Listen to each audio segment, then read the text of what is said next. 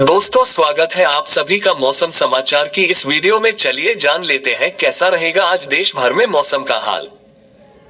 Video शुरू करने से पहले आपसे गुजारिश है, कमेंट सेक्शन में आप अपने जिले का नाम हमें जरूर बताएं, ताकि हम रोजाना आपको नई से नई अपडेट देते रहें। और चैनल को सब्सक्राइब करके नोटिफिकेशन बेल को ऑल पर क्लिक कर लेना।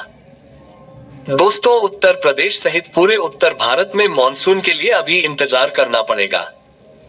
पूरे उत्तर प्रदेश में फिलहाल लू चलने से लोग काफी परेशान हो रहे हैं। मौसम विभाग के मुताबिक मॉनसून के लिए लोगों को अभी और इंतजार करना पड़ेगा। 15 से 18 जून के मध्य के आसपास मॉनसून दिखाई दे सकता है। फिलहाल गर्मी से राहत के आसार नहीं दिखाई दे रहे हैं। बता दें कि देश में मॉनसून का आगमन हो चुका है।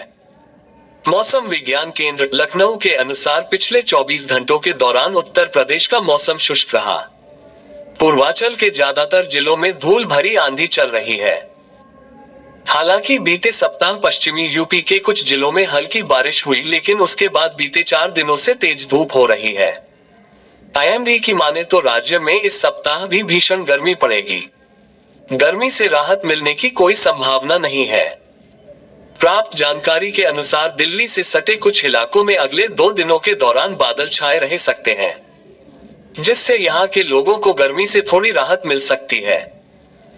हालांकि पश्चिमी उत्तर प्रदेश में कहीं कहीं हल्की बारिश की गतिविधियां दर्ज की गई।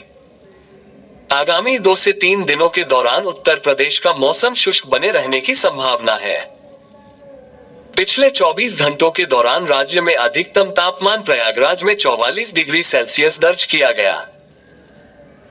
प्रयागराज, वाराणसी, लखनऊ, आजमगढ़, मेरठ, मिर्जापुर, सोनभद्र, बांदा, झांसी, गोरखपुर सहित कई जिलों में लू चलने की संभावना है।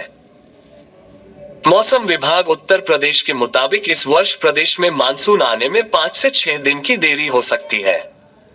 इस वर्ष उत्तर प्रदेश में मानसून की एंट्री देरी से हो सकती है।